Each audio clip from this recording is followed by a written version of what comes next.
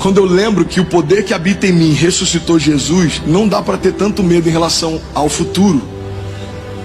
Porque se nem a própria morte, que é o limite final da criação, foi capaz de parar esse poder que em nós atua, não é uma crise financeira, imigratória ou familiar que vai parar você.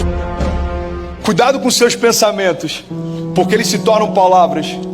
Cuidado com as suas palavras, porque elas se tornam ações. Cuidado com as suas ações, porque elas se tornam hábitos. Cuidado com seus hábitos, porque eles se tornam o seu caráter. E tome muito cuidado com o seu caráter, porque ele se torna o teu destino.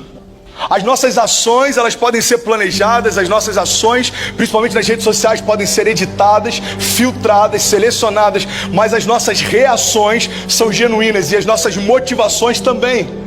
Mudar a perspectiva, mudar a nossa mente, mudar a nossa mentalidade, as nossas motivações.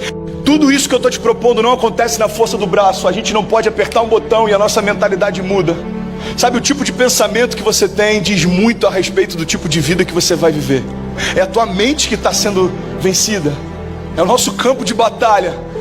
É lá onde muita coisa é definida. É lá onde muita coisa é liberada. É lá onde a criação que seus filhos vão ter vai ser definida. Existe um sistema, e esse sistema é composto por pensamentos, perspectivas. Esse sistema é a nossa mente. E a forma como ela tá vai definir o que a gente faz e por que a gente faz o que a gente faz. É por isso que mais importante do que as nossas ações são as nossas motivações, porque as nossas ações podem ser calculadas, irmão. Você pode ser o opressor que o teu pai foi, ou você pode ser alguém que você desejava que o seu pai tivesse sido e ele nunca conseguiu ser. Você pode ser para tua esposa aquilo que você viu teu pai fazendo e você rejeitava, ou você pode ser para ela alguém que você nunca viu seu pai ser. Quando a gente define o tipo de pensamento que tem, a gente vai definindo que tipo de história a gente vai construir. Por que eu estou passando por crise? Então, irmão, eu não sei. Eu só sei de uma coisa: quando você vencê-las, você vai sair muito mais fortalecido do que antes delas.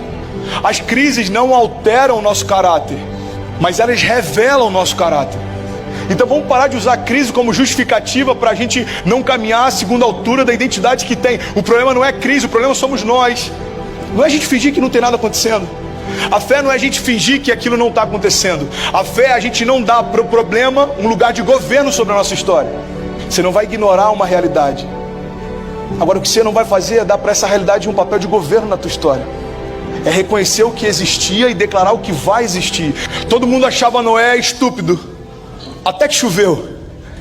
Noé começa a construir algo que não fazia sentido, para um propósito que não fazia sentido, mas Noé passou a enxergar as coisas segundo a dinâmica com que Deus enxergava também. Eu fico imaginando as pessoas passando por Noé e falando: cara, deixa de ser estúpido, você está construindo algo para uma chuva que nunca existiu.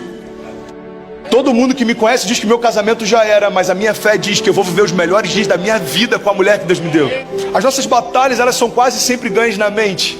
Agora, a Bíblia já fala disso há séculos atrás. Está lá em Provérbios 23:7. Assim como você vê e assim como você pensa na sua alma, assim você é. Alguém que está em crise, ele consegue pela imaginação já se imaginar falido. Por que alguém tira a própria vida? Porque na sua imaginação ele já imagina que o futuro é pior do que ele desistir de viver. Alguém que está em crise no casamento, ele já se imagina solteiro. E aí quando ele vai perceber, se divorciar já não é algo que assusta tanto, porque na mente dele já é uma realidade faz tempo. A grande questão é que quando a gente não blinda a nossa mente, aquilo começa a tomar espaço, até que aquilo que incomodava no início não incomoda mais. E quando a gente menos percebe, aquilo já se tornou uma realidade. Por quê? Porque um dia você deixou que uma semente entrasse e agora ela já frutificou, irmão. Quando a gente está procurando fora do nosso casamento aquilo que Deus já liberou para você dentro do teu casamento. Quando a gente está procurando fora de Cristo aquilo que Deus já te prometeu e liberou para você em Cristo. Muda os teus pensamentos e começa a enxergar o que te cerca de outra forma, e você vai perceber que você está se cansando para conquistar algo que você já recebeu. A fé não é a gente murmurar do que a gente tem, é a gente declarar o que vai ter. Entenda isso. O meu casamento não é o que Deus me prometeu, então ainda não é o final da minha história. Quer um convite para enxergar suas crises de uma forma diferente? Toda crise carrega sementes sobrenaturais. Você está vivendo a maior crise da tua história? Então celebra, porque no meio da maior crise da tua história você vai viver o maior milagre da tua história também. Uai, seu app de vídeos curtos.